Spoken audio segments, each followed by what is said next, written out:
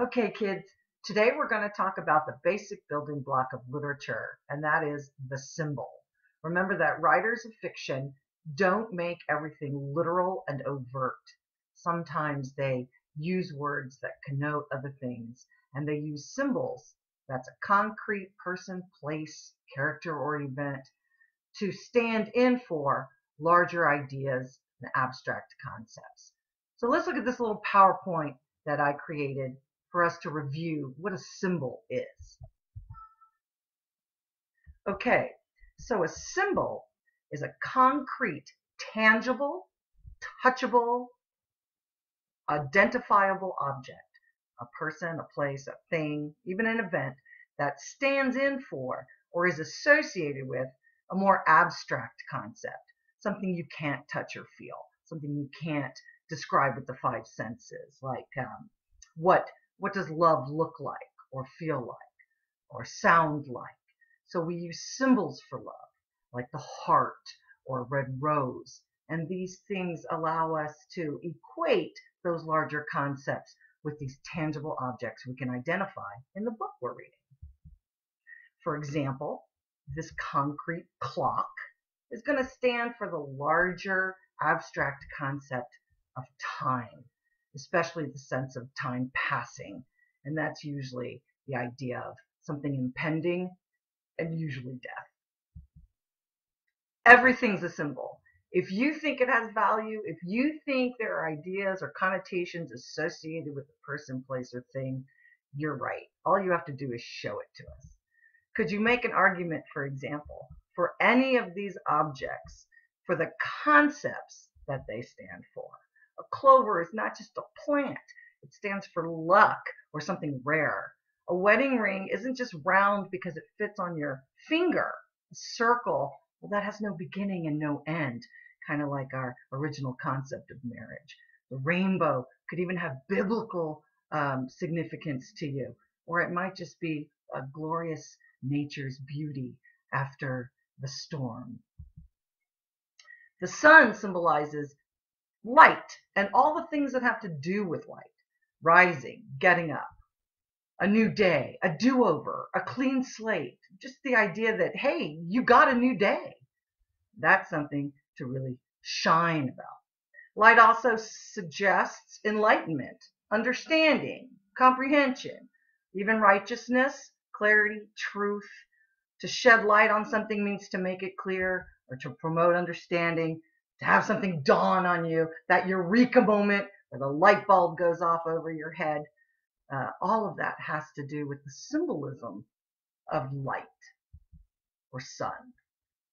Darkness, well, think about it. It's the opposite. This is fear. This is vulnerability. This is the unconscious. You're asleep in the dark. Ignorance, it means you're out of it to be in the dark. The unknown, Darth Vader, the Grim Reaper. Even the hours of the day are symbolic. Do you remember the Sphinx's riddle in Oedipus? What walks on 4 legs in the morning, 2 at noon, 3 legs at night? Well, think about it. That's not literal. We don't ever have 4 legs. But to crawl on all 4s means youth, and that's what we equate with morning. Noon, it's a symbol for the peak of the day. High noon, that's maturity, standing upright, full growth. And night, that's old age, mortality, dependency, and approaching death. Always approaching death. The 4 seasons are symbolic in the same way that the hours of the day are symbolic. Directions are symbolic in the same way as well. So if something's north or up, or in the spring and summer, well, that's youthful, that's loving, that's harvest, that's positive. If we go down or get darker or move to the fall, autumn, winter, well, then we know we're heading downward, we're descending, running out of energy, hibernating, and maybe even dying. If a work is set in the city, that's symbolic. There's going to be concepts associated with life in the city, that urban vibe that isn't going to be there with life in the country. We have lots of associations, and maybe some of them are false, but nonetheless, we associate old-fashioned values with life in the country. agrarian, cooperative, closer to nature. And these things imbue the symbols in our work. Weather and geography are symbolic. A storm is never an accident. Just like blue skies are smooth sailing, trouble-free, clear vision. Sun, that's light and warmth and life. Rain, well, remember the rain in a furrowed arms? It's usually a bad sign, although it can mean rebirth. So context is going to make a big difference in how we determine whether or not a symbol is meant. Okay, so tonight's homework is for you to think about yourself symbolically. I want you to choose 3 concrete objects which symbolize some characteristic, value, belief, quality that is not necessarily tangible and concrete, reflective of who you are. You can draw them, you can get them from Google Images, otherwise visually represent them in some way on the little crest form that I gave you.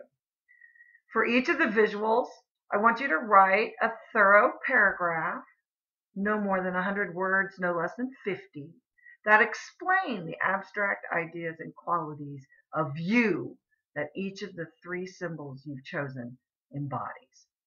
And then maybe for grins, I'll share with you why I chose the 3 symbols below to represent me. I'm looking forward to our discussions and to see what you find.